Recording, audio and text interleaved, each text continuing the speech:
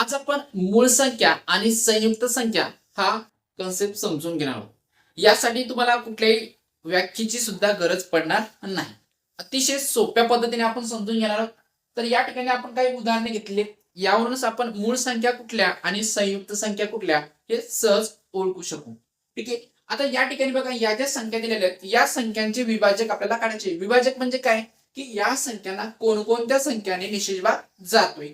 तर 2 या संख्येला 1 आणि 2 ने, या दोन संख्येने निशेष भाग जातोय. 3 ला 1 आणि 3 ने भाग जातोय. यानंतर 4 ला 1, 2 आणि 4 या तीन संख्येने निशेष भाग जातोय. 5 ला 1 आणि 5 ने.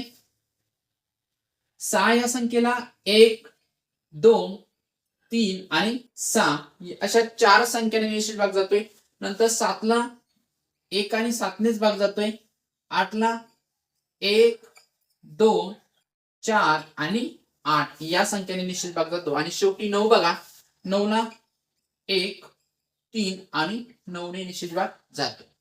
तर यामध्ये बघा 2 ही संख्या, 3 ही संख्या, 5 आणि 7 या ज्या चार संख्या आहेत या चारही संख्यांना तर 2-2 संख्याच मिळते भाग जाणार आहे. मग त्या कुठल्या आहेत?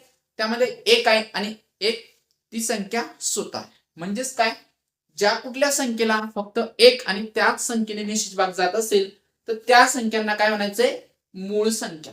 तर यामध्ये 2, 3, 5 आणि 6 या काय झाल्या? मूळ संख्या. आणि ज्या संख्यांना 2 पेक्षा जास्त संख्याने निश्चित भाग जात असेल अशा संख्यांना संयुक्त संख्या म्हणायचं. मग यामध्ये 4 ला बघा, इथे 1 ने तर भाग जातोय, 4 ने सुद्धा जातोय, पण इथे 3 विभाजक मिळतात, इथे 4 मिळतात, इथे 4 आणि इथे 3. म्हणून या ज्या संख्या आहेत यांना काय म्हणायचंय?